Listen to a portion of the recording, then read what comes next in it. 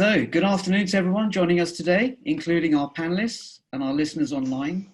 I'm joined by my co-host Zubair in this series of In Conversations.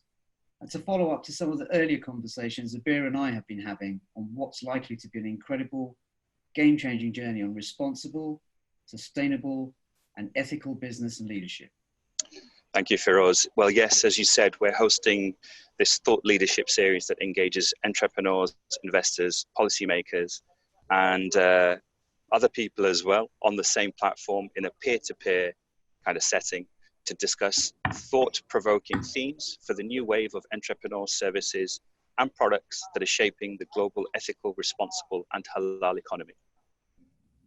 And the series has been dubbed Reflections and is the world's first online, offline entrepreneurship hub where our panelists will share their insights and expertise.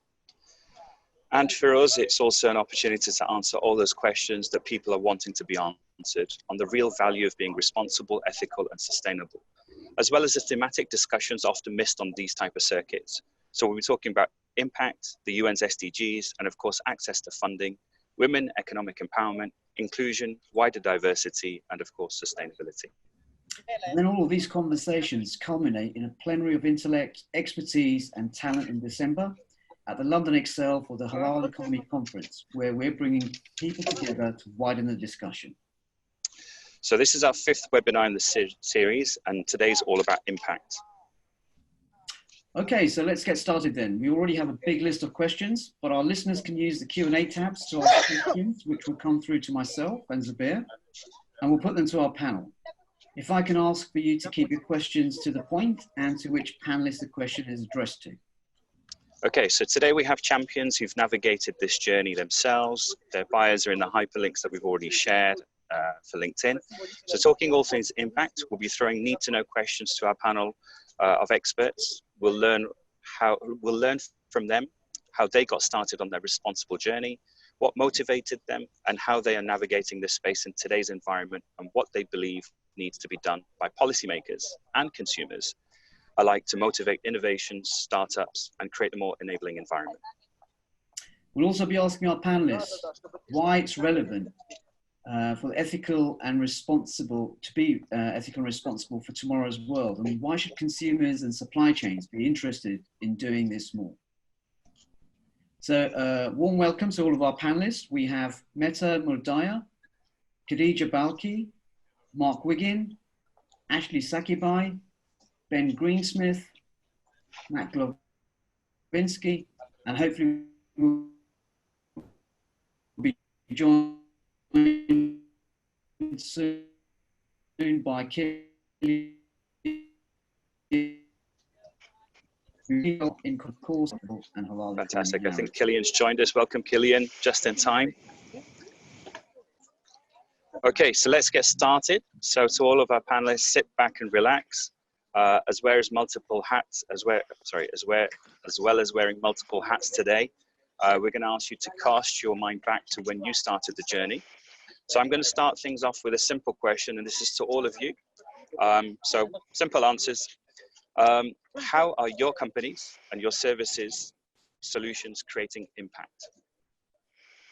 Maybe we start with Ashley first. Definitely. So we are a snack business. We make pop lotus seeds, and what we're finding, what we have with pop lotus seeds is a type of snack that's a lot more sustainable in terms of the amount of water it uses than other snacks. Additionally, we've tried to constantly look for ways to improve the sustainability and environmental friendliness of our products to ensure that we've got snacks that are both good for the customers, good for the people who made them, and also good for the environment. Okay, fantastic, thank you. And I'm going to switch over to Ben for the same question. Yeah, so I work for Tony's Chocolonely. We're a chocolate business. We say we're an impact company that makes chocolate. So our mission is to eradicate slavery and child labor from the cocoa industry, which is a massive problem that no one really talks about because it's not in the interest of big business to talk about it. 60% of the world's cocoa comes from 2 countries, Ghana and the Ivory Coast in West Africa. And to this day, this is 8 hours away, I can fly there and there are children my son's age, 9 years old, working on farms illegally. So there are 2.1 million kids working illegally, and probably about 60,000 being trafficked and sold as slaves, which is nuts because no one needs chocolate. And we exist to change that by showing there's a different business model. So we're not a charity, we're not an NGO. We make profit, but the profit we make isn't our goal, it's a means to achieve our goal. And that is effectively slave-free chocolate. So we have a fully traceable supply chain, we pay a higher price, we invest in long-term relationships, and we only work with cooperatives because it empowers the farmers, and we work with them to improve their quality and also decrease their dependency on cocoa at the same time. Fantastic. Thanks, Ben. Kadija, same question to you.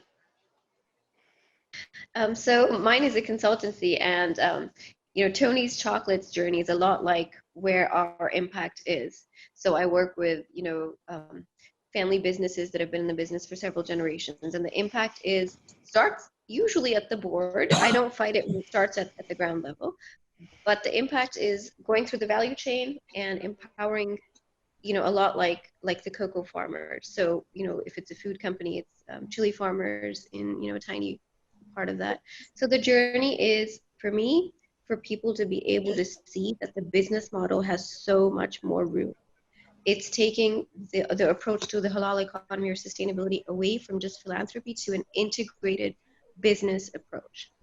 And that is, it's very lasting. Fantastic. Metta, same question. Thanks. I am the founder of JUARA Skincare. It's a skincare line based on our traditional Indonesian botanicals. And JUARA means winner or champion. So the purpose of our line is to help women feel very confident about themselves and their skin. It really is a launch pad to conversation and dialogue, just about sort of feeling more empowered and able to do what they want to do. Because the whole premise is if you feel good about yourself, you'll feel good about pursuing things that you want to pursue. That's one thing. And so we've just moved to direct to consumer as a model. And that was kind of a mission driven model where we want to have closer conversations and have more dialogue, especially kind of, we're based in the US and Indonesia, where dialogue across all parties, political lines, women, people is so important.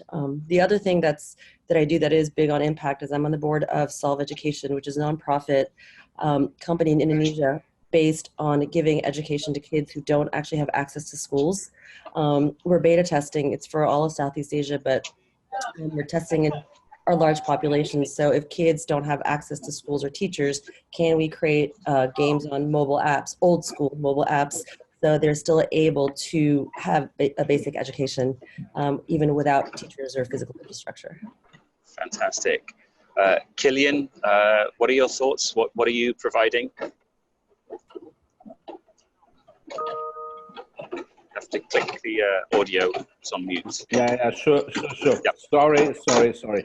Anyway, what am I providing? I come from the aid business, so I was for 25 years in the United Nations and in NGOs, and I simply do not believe any longer in the model of providing charity. So what I actually do is providing the connectivity between the demand of communities, of people, of companies, of municipalities, etc., and connecting that with the supply.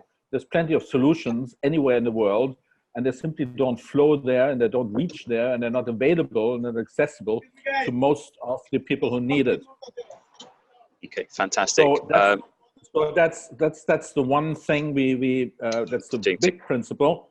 Yeah. But here in Tunisia, we are now concentrating and focusing on skill development, vocational training, and actually now providing again that sort of demand. What is, for instance, we're working on Libya as we speak.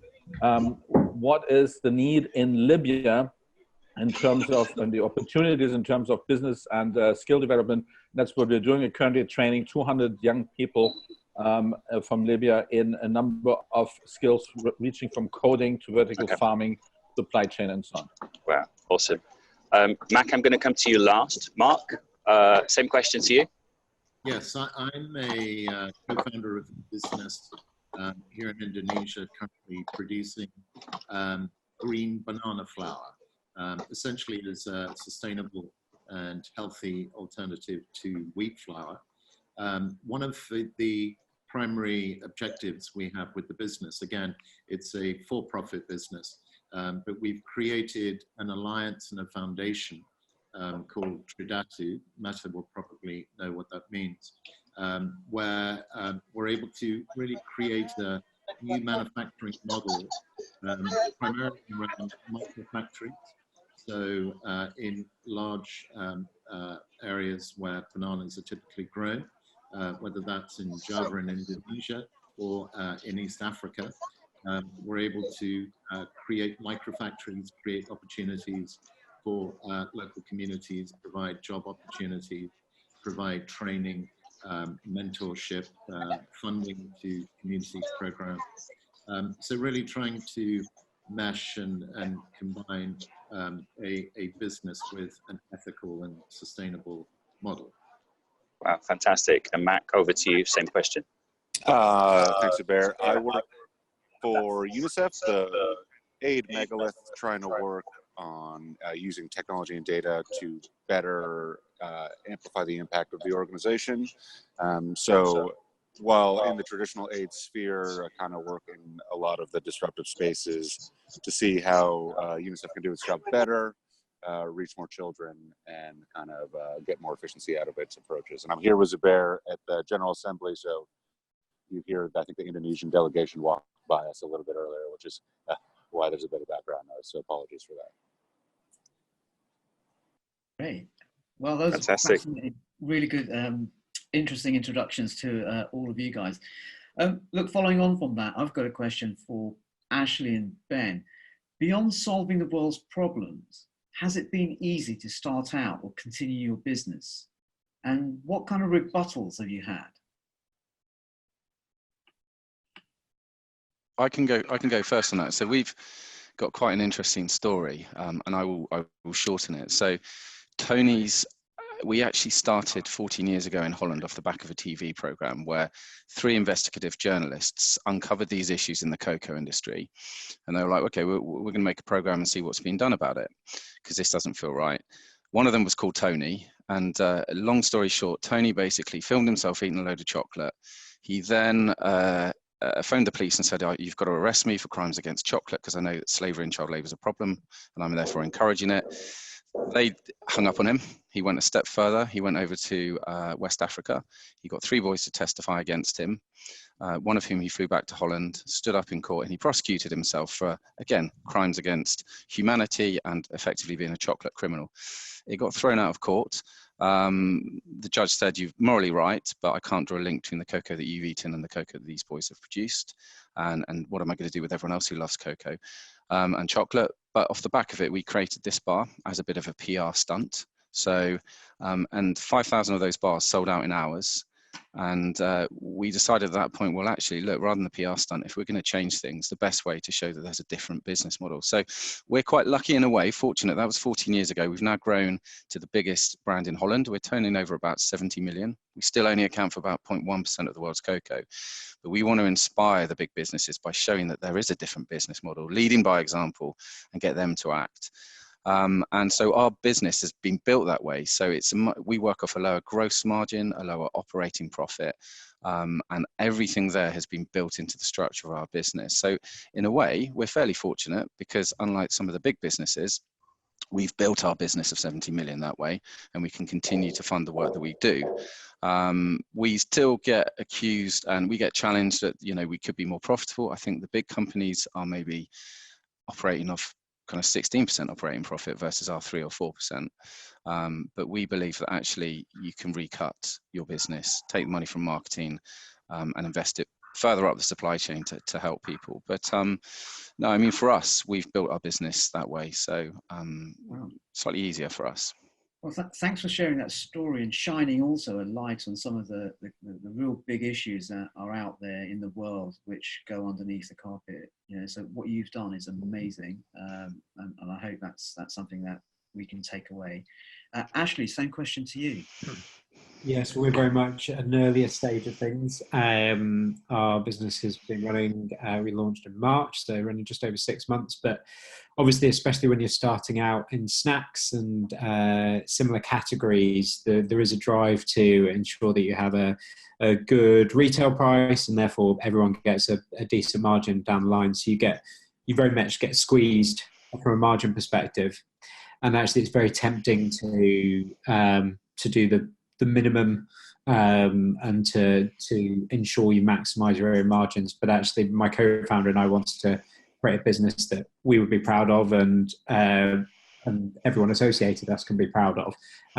So what we've tried to do is incrementally try and make decisions with the environment, with our manufacturers, and with wider stakeholders in mind, to really ensure that we're not just going after profit, we're going after that triple bottom line of looking after the planet and looking after the makers as well. Thanks. Okay. Over to you. I've got some follow-up questions actually, but I'll ask you later when we've got time. So next question I've got is came through online. So this is for Kadija. For startups and policymakers trying to make sense of ethical, responsible, sustainable, and halal, what is it really, and does it make any difference? So I'm going to go with my gut. And, I've been in the industry as a external, expert for, I don't even know, almost 2 decades. And it really boils down to a deeper level of honesty. That's really all it boils down to. We're not talking about anything new. We're not talking about anything that's not intuitive.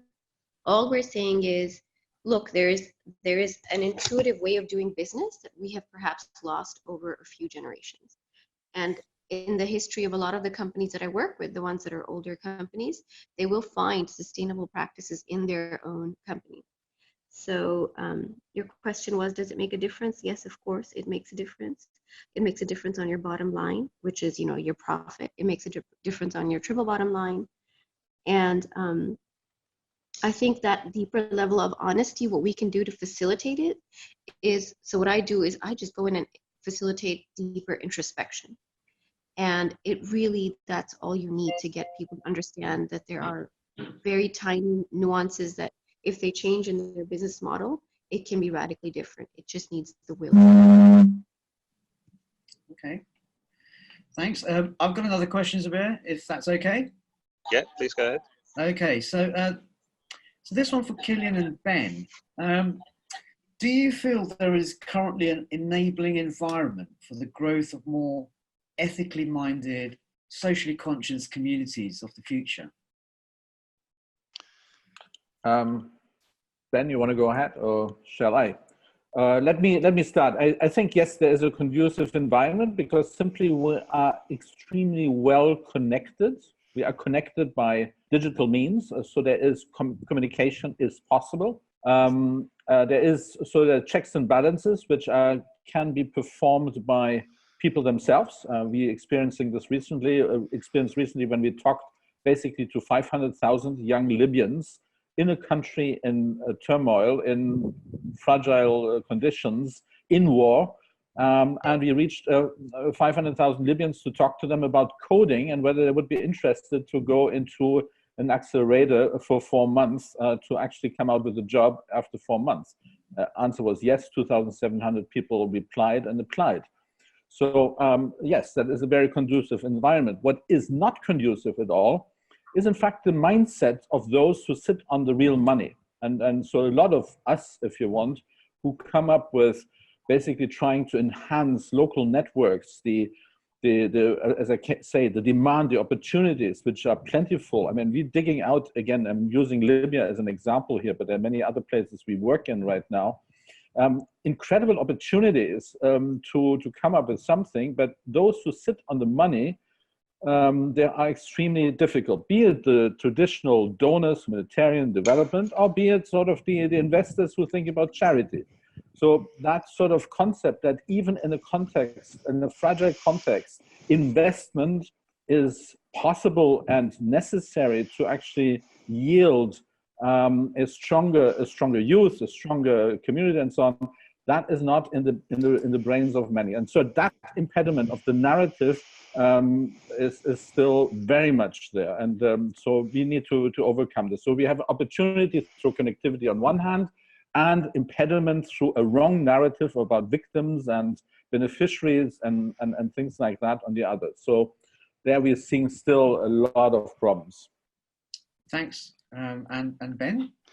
Yeah, I'd agree. I think it's I think there's never been a better time to be doing what we're doing, and I think there is a groundswell of particularly younger consumers and the younger generation who really do care about who they're supporting in the businesses and where their money's going. So I think there's more ethically minded consumers than ever before. I think I see that when I recruit people as well, and also with my team. I've never had as engaged a team when you're working for a higher purpose rather than just making money for someone else. And I think that comes across in you know, when you interact with people as well. So but I do agree. I think there's got to be a big wholesale shift, and I think at the moment that sits squarely with people like shareholders in terms of the investments that they're making.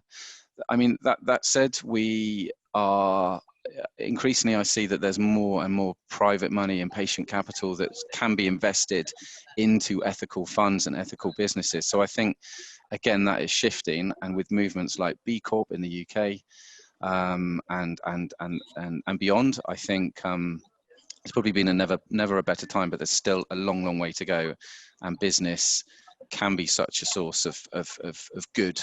There's so much money involved in it that it's still got a long way to go. Thanks, man. Great. I just want to ask Ben, just building on that, and it's interesting to see your kind of journey in this space as well. What do you think needs to be done to create a more enabling environment then for people like Ashley starting out in this journey, or other people just trying to get into this space? And just a simple, short answer. I think at the moment there is an awful lot of mistrust. There's a lot of woke washing. There's a lot of greenwashing out there, and I think it is hard for the real ethically minded businesses to get cut through. I know there's a lot of confusion out there, so I think more consumers voting with their feet basically and with their wallets would definitely help. Okay, thanks. Okay, so we'll move on to the next question. So all of you seem to be doing a lot of great stuff. You seem to be open, and you can see the shift change. But you seem to have a straightforward approach as well. You're decisive, you have the ability to grasp a big picture. Why do you think others are still not getting it? This question's to Kadija and Ben.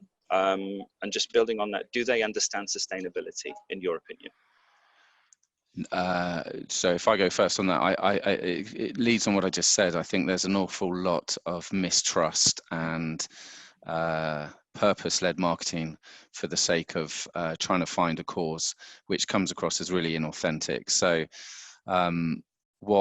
again, we are very single-minded. We've got one mission.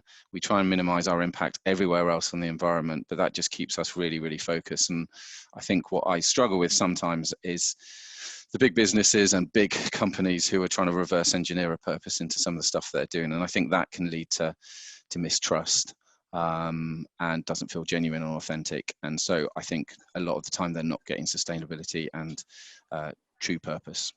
Okay, Kadija, same question to you. So what I have found is that so part of everybody in this room, this virtual room we're all in, is to educate. And it's very simple education. So that's one thing. And the reason they don't get it is because sometimes we don't speak the same language. So all it is it's a matter of saying the same thing in a different way and building that business case. And it clicks right away. So I've been in rooms where the board just gets it. And you know, a lot of that is other factors too. So I think one thing is that the onus on those of us who do get it and who have witnessed and experienced the success is to share our success story, you know, share that this is a successful business case.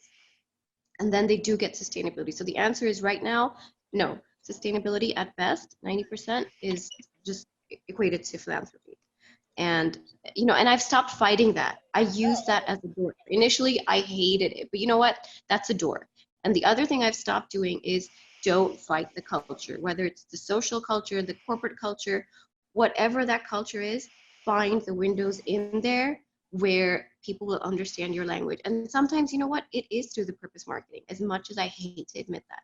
So you use that as a window and you try to make sure it's not unauthentic, but you know, there will be stages where that will be the case. If a company is 200 years old, there's going to be a lot of baggage. So, and then we also prioritize depending on how much commitment the board really has of this company, or even if they're willing to talk to you, or if it's a really junior manager. So I'm working with huge global conglomerates. So depending on where they stand in their journey, I am willing to work with them. And I think we have to not have a chip on our shoulders about that as external facilitators. Fantastic, useful insight. Well, look, I'd like to build on a question, actually a comment made by Kilian and Ben about purpose-driven investments, right? And really a question maybe I can throw over to Mark to get his insight into this. Do you feel there's a shortage of ethical focus incubators or accelerator programs dedicated to this niche? What's your experience, and what's that landscape looking like for you?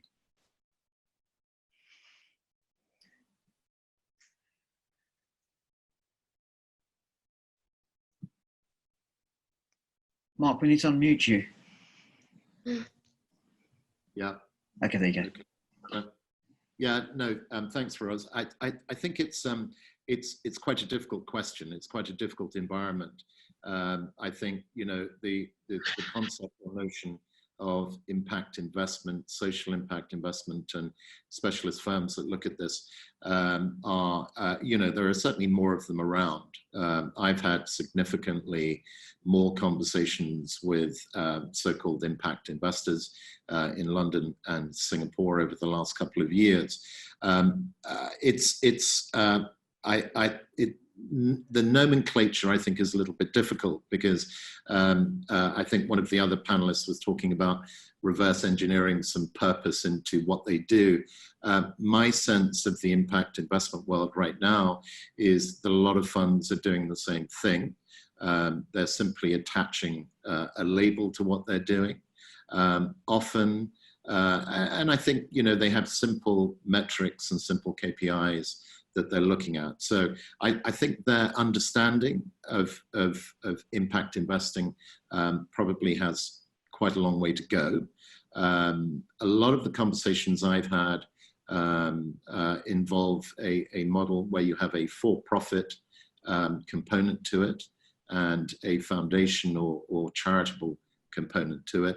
And often the sort of foundation or charitable aspect falls away very quickly in the conversation.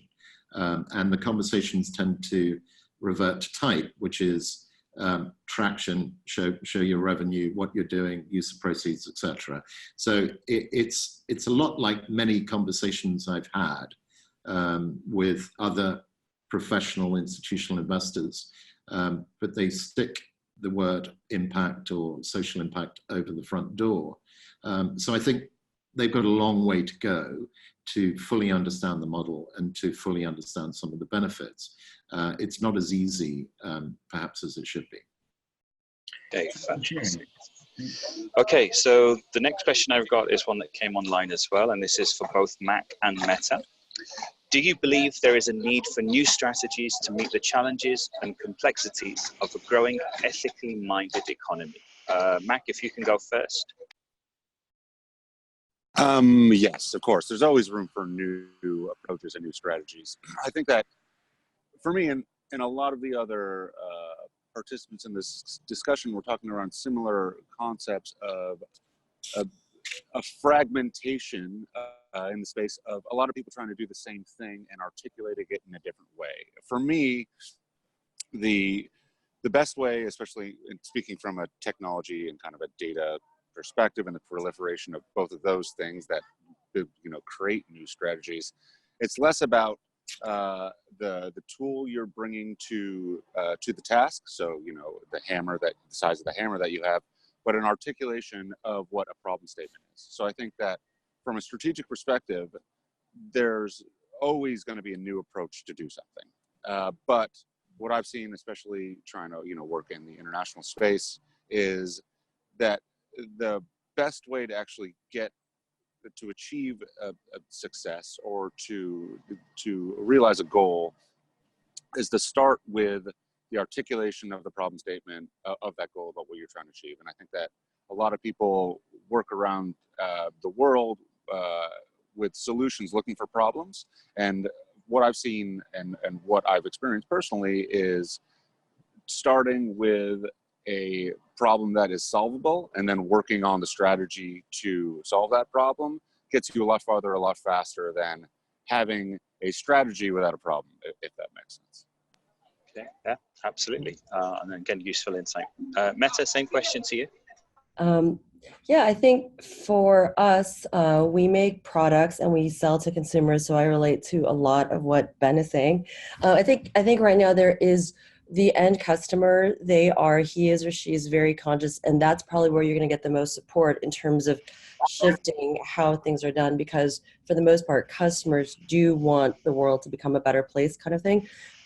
For us, our strategy is twofold. External facing is be right in the face of the customers and really try to navigate conversations with them. So our strategy first was moving to a direct-to-consumer model so we can actually utilize all these available digital tools to start creating ways of creating communities online, to not just have us be the one brand that preaches to other people, but once you have pings of customers and stakeholders and users of the product actually talking to each other about, insert the cause here, whether it's, something personal to their own confidence or something as simple as, hey, can we get our packaging more sustainable? That dialogue, that sort of groundswell, I think is what creates the necessary noise to have companies and policymakers start thinking about, wow, we should do things differently.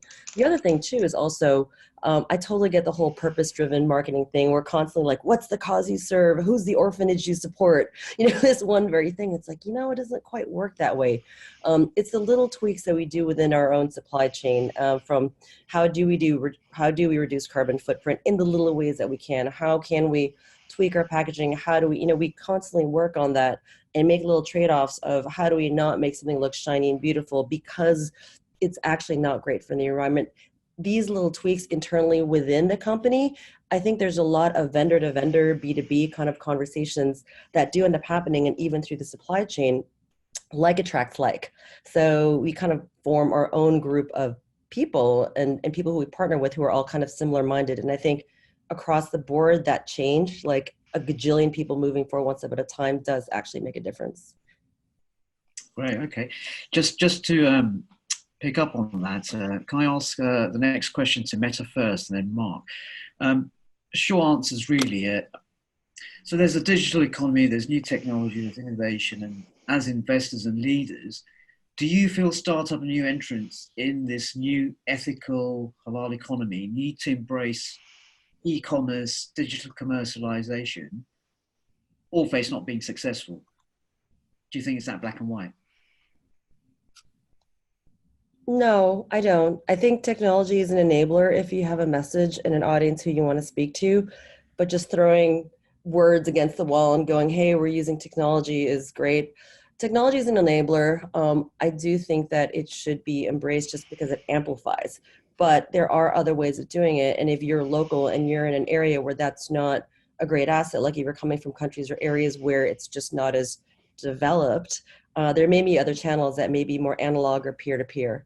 So it's whatever's authentic and can be amplified most in the environment that you're at that I think works. Great.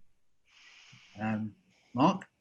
Yeah, I'd agree. I'd agree with that. I think there are two sides to this particular coin. Certainly, for what we're doing in the banana flour business, the sales channels required, obviously, I think, inevitably involve a measure of fronting up with sort of digital e-commerce sales channels, and that's quite an important part of what we do. However, in terms of our production, I have to say that it is probably the lowest tech operation that I've ever seen. You know, that certainly works in a lot of the communities where we are looking to produce the flour. It's a very simple process. There are no computer chips, there are grinding machines, but there are jobs for a lot of people from local communities. So you have really a very stark contrast between producing the product and selling the product. Obviously, I think to achieve the scale that we need to achieve, then we have to embrace digital channels to sell it ultimately to consumers. Thank you. Ben, I want to frame this question to you, and it goes back to what you were saying earlier, but sort of a broader experience of the world that you're in. Ethical companies, as we know, have blossomed across the world in recent years, from fair trade to clothing to issue-driven social projects.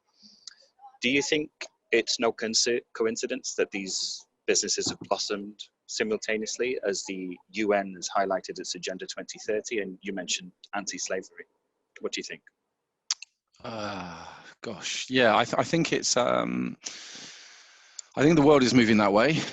Is it a coincidence? Yeah, but I'm sure there must be something in it. But I think increasingly, I don't think businesses can afford not to be giving back in some way, shape, or form. So, yeah, as I say, I think we increasingly see that more and more people care about what they're buying and where their money's going. That said, only 11% of our consumers and shoppers are buying us just for our social mission. I think there's no point having a great social mission if you've got a crummy brand and a rubbish product. You've got to, we're quite fortunate at Tony's in that we've got a really amazing tasting product. It looks great and it's got a strong purpose. So, but I think increasingly this is the way that business will be moving. So I don't know whether or not it's a coincidence. I'm sure there's some element of it, but yeah, it's the way business is going. And I just want to ask Mac the same question, given that you sit in the UN and you see the SDGs from that perspective. What are your thoughts on the same question? I definitely would agree with the majority of what Ben says. I think that the competition in the ethical space, like, it's become more and more crowded almost in a way. You had a lot of people acting and saying that we're an ethical brand, but again, I mean, when you really get under the hood, it becomes a bigger question of, their supply chain, et cetera. I do think that because it's more crowded, there is a lot more competition. And in the UN, funding these kind of larger scale products or larger scale projects that kind of deal with the support of these markets and industries and spaces, you also see a lot more competition. So I think that it's becoming more about what differentiates your ethical approach from other ethical approaches. That you see a lot of the partners that we work with in kind of these bigger spheres. And do you think, just leading back to the 2030 agenda on the SDGs, do you think it is a coincidence that this is all happening at the same time, or do you think it's been created by design? I think that's a tough question. I think that it's been created to capitalize on an opportunity of savvier consumers being out there. I think the UN is no different than any other major corporation in that they're trying to feed a demand of what people want to buy, but we just sell ideas in a way. The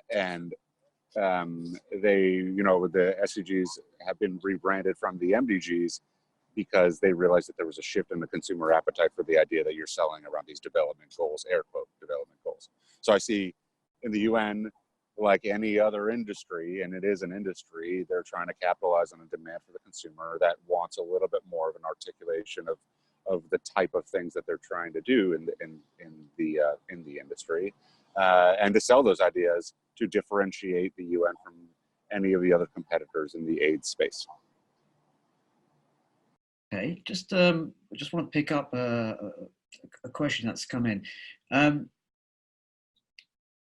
Perhaps I could put this to Ashley first, and then maybe a very quick answer from Kilian and Ben. Is Gen Z reshaping the economy? What's your opinion? I think speaking to people, I think it's a gradual shift from across different generations as people become more aware. Obviously, younger people are more educated, on this subject more than ever. And but we go to trade shows, we do samplings, and actually it seems to be across, from our understanding, is across all different demographics. Actually, people want businesses to be more than just simply profits. They want to actually know that there's something more wholesome and better out there that they're purchasing. Mm-hmm. Thanks. Kilian? You need to unmute, Kilian. Sorry. Anyway, no, I do work with a number of networks of primarily young people in the Maghreb currently, in Ethiopia, in Lebanon, to a certain extent also into Syria. We are amazed. I am amazed every day to see of how much they're driving the agenda and how much they want to drive the agenda. And yet there's still, I find a fascinating ignorance by the big players of what they really want. And coming back to the sort of, there's a whole generation not really listened to. I mean, we're seeing the Fridays for Future movement somehow, and now getting the voice of the youth out there. And somehow decision makers will have to understand that there is youth. And again, as long as we see youth as a threat, and I work in the migration environment a lot, young people in Africa primarily are seen as a threat rather than an opportunity. So that needs to totally change and move around from what we have been doing and talking about so far. Politicians need to understand that this is something they need to build in, and companies as well. And this, I think there's a shift, but it will take another probably 5 years, and then that is going to be driving, in fact, the agenda. And that Fridays for Future is just the first little sort of glimpse of how it would look like. Thanks. And finally, Ben, what are your thoughts? Is Gen Z driving an economic shift? I agree with Ashley. I think we definitely see, and I definitely see, that the younger generation are probably pushing it harder than anyone before, which is great. And we see that. Not only do I see that at the till and at the fixture, but also when we're recruiting people as well. People genuinely want to, if they're going to give 10 years of their life working, they want to work for a business that is giving something back. So I think they are definitely driving it, but we are seeing that shift. And for me, it's people wanting to take a bit more responsibility for their wider impact. And I don't think that's that necessarily just sits with the younger generation. So we are definitely see that. And I think people see through more and more. They're more inquisitive than they've ever been about business and where their money's going and some of the claims that the big companies are making. And if you've got a company that's talking massively about some of the campaigns they're doing, but they're not paying any UK tax, then that doesn't sit very well with people. And that kind of transparency, I think consumers and the younger generation are definitely driving, but we definitely see that the need for it more and more. Great, fantastic. I think we've got time for maybe about 3 or 4 questions. So I'm going to just run through my next one. And it builds on what Kadija was saying earlier about corporate culture. So this one's to you, Mac. Just quickly, do you think traditional companies can shift change to this growing economy? What do you think the data tells us? I think that they have to. Especially in regards to the last question, we see now, in terms of the climate crisis, that the youth of today is really shifting the entire way that they want to look at the things they buy, the industries they support, where they spend their money. And I think that this big disconnect between, as we sit at the UN General Assembly and the climate, like the activism that's been happening globally, I think that we are deaf to these seismic shifts in society if we don't understand that the environment is going to play a huge role amongst young people in the way that they choose to spend their money. So for me, I think there's a bridge between that last question and this one.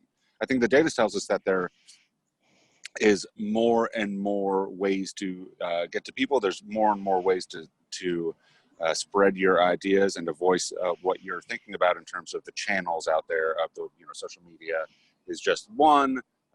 There's a lot of different ways communities are coming together in a non-physical world. That I think that is only going to proliferate, and the abilities of firms and industries to target consumers based on their activities online in these digital realms is only going to become more sophisticated and targeted. So I think that things are shifting radically fast now, as they need to. And I think that this is going to open up landscapes in the near future, if not already, in the ability to understand consumers in an entirely different way, and not in entirely from the way that they behave in a digital space. Okay, thanks for sharing that. I just want to go step back a little bit. I mean, it's really interesting to hear your comments and your insights and your thoughts around Gen Z and the economy and how that's changing, and in terms of driving purpose before profits. You know, that's what, you know, my daughter's generation are very much interested in. So we have some interesting conversations at home every day. But I just want to go back a little bit, and maybe a question for Mark. Can we leverage social finance solutions to mobilize private capital in new and more efficient ways? And what does that look like? I think it's a very difficult area, and it's certainly an area where we are seeing some transition, but I think we're seeing quite a lot of resistance as well. So from a fundraising perspective point of view, I think a lot of the sort of investment community are looking, they're looking at certainly at what I would probably characterize as dated models. That's another way of saying that I think for a lot of sort of social impact initiatives and ventures, it's still quite difficult to raise money. At least in my experience, it's quite difficult. I think things are changing, but they're changing quite slowly. And I think there's certainly a disconnect when you're looking at the broader conversation, the wider conversation, everything that we've discussed on this call, for example. I think there's still quite a significant disconnect between the sort of purpose-driven conversations and connections that people are having, and an old dated model around raising investment capital for those initiatives. I think people often make all of the right noises, but when push comes to shove, it's not as straightforward as it might be. So I think there's a lot of work to be done there. Transition is ongoing. And I think people, everyone on this call, for example, these are the kind of conversations that we need to be having to address some of those inefficiencies. Essentially, I regard it as a market inefficiency, and I think we have to have more communication, more direct conversations to move this forward.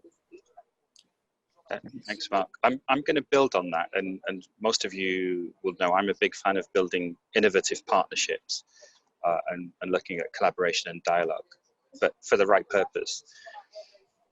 Do you think that then perhaps the way forward is, and I mean this from both creating products and services, need to be impact focused, and that perhaps, because I see you guys as leaders who think differently and believe you can achieve pretty much global change, and that's no sort of small task to have in your head. Do you think that we need to be more engaging, and this builds on what you said, Mark, just now, more engaging directly and better with civil leaders, national governments, private sector, to deliver those results that you're talking about? Because the way I look at it is, if you don't get the support and we don't have the enabling environment, you're always going to be fighting an uphill battle. Mac, what do you think? I think, especially in terms of the tech industry, that if a need isn't being met, someone's going to come in there and do it, right? There's these disruptive industries via the way the technology moves so quickly, spot opportunities and kind of blow everything up for their benefit, or whatever the mission of that stuff is. I think that if you're not achieving, like if you're not meeting the consumers, especially these new Gen Z, I mean, I keep harping on it, but I think it's important, like those perspectives in terms of what is ethical business are going to be paramount in terms of the way that markets move. And if companies aren't meeting that demand of what these people are asking for, someone else is going to come in there, disrupt the industry, and create something that's going to meet them on their terms, right? I think that you can interact with these communities from the way the technology is moving in much more new and dynamic ways, but unless industries pivot to meet the consumers where they are, because that's kind of the way that people are used to interacting now, right? You don't necessarily need to go to the market. Who goes to stores anymore? You know, everything is ordered, everything is bought online, everything is used in that whole digital economy. You have to meet those people in that realm, and everybody is going to shift to capitalize on that demand. And those that don't are just going to, I feel like, be left behind.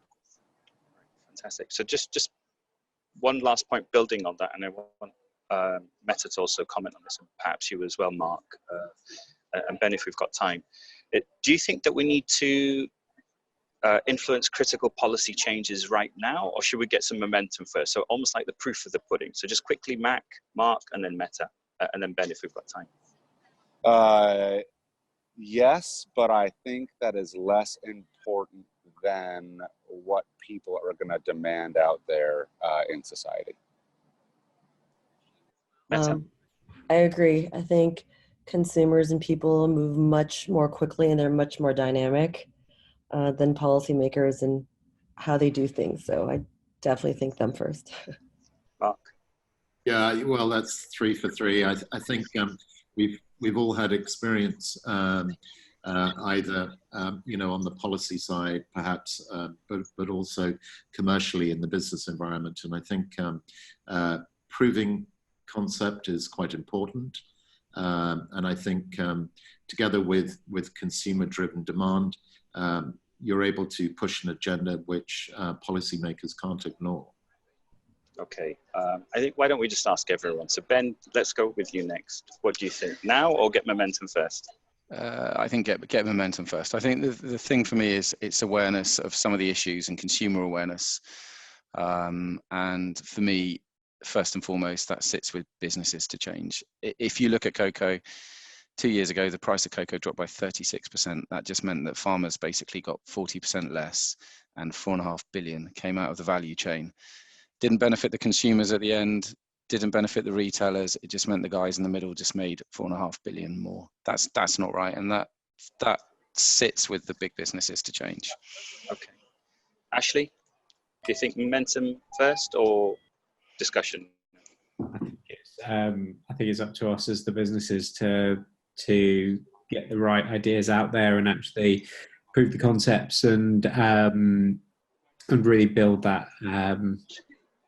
Help to build the consumer demand, really, and then obviously I think once we get enough head of steam, then I think we go for the public sector and get them involved. So. Kadija, your thoughts? So I want to give the other opinion. I work with Code for Pakistan, which is the civic innovation space to improve public service delivery. And of course, the momentum comes first. But you know what? When you get policy in place, when you get government kicking, it's super patient and can be super frustrating. But you know what? When that clicks, it is a wonderful chain of changes that you've been working for decades, maybe.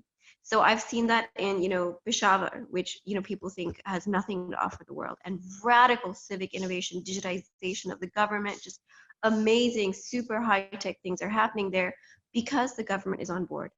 And everybody else has to do such a tiny part of their piece. So, okay, Kilian. Thank you, Kadija. Kilian, same question to you. Momentum first or discussion now? Well, see, I have been with the United Nations and I've been advisor to a prime minister and a development minister.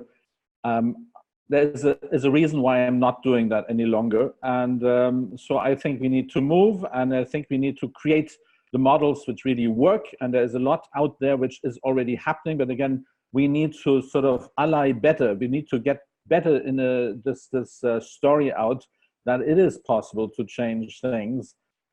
Too few people understand it. As I'm saying, again, the narrative of charity, unfortunately, is overwhelming, and we need to move that out of our way, because that is the biggest impediment, I think, currently for real social entrepreneurship, impact-driven entrepreneurship and investment. Okay, Metta, your thoughts? No, I do think it is a groundswell. Kadija makes a point. Once you get into the ear of a policymaker, you can. So again, I will say it depends which country you're in and where you have pull in the entire value chain. But just in general, definitely consumer movement. Okay, fantastic. You know, Firoz, I think that's literally all we have time for. Oh no, it's that time already. So look, it is.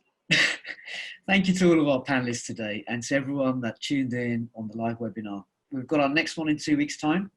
This webinar has been recorded, so you can listen again, and please do forward on. And we ask you to please include the hashtag Halal Expo London.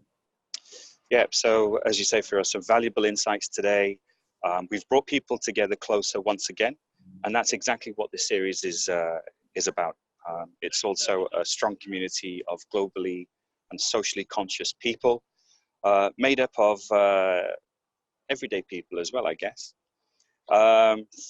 from around the world. And it's amazing to hear their insights and their journey as well. And hopefully this will be some food for thought for people in policy, in regulation, in government, and also those people entering the startup space. So if you're an investor, startup founder, CEO with something to share, or policymaker that wants to get a better understanding of this space, then get in touch with us through LinkedIn and let's get you in the conversation with. Yeah, absolutely. So we'll see everyone in 2 weeks' time for the next webinar, which is on ethical, responsible, sustainable, and halal travel. Once again, thank you to all our panelists. Thank you for your time. Thank you for your support. And we look forward to engaging with you again as our impact experts. Thank you. Thanks. Bye. Bye.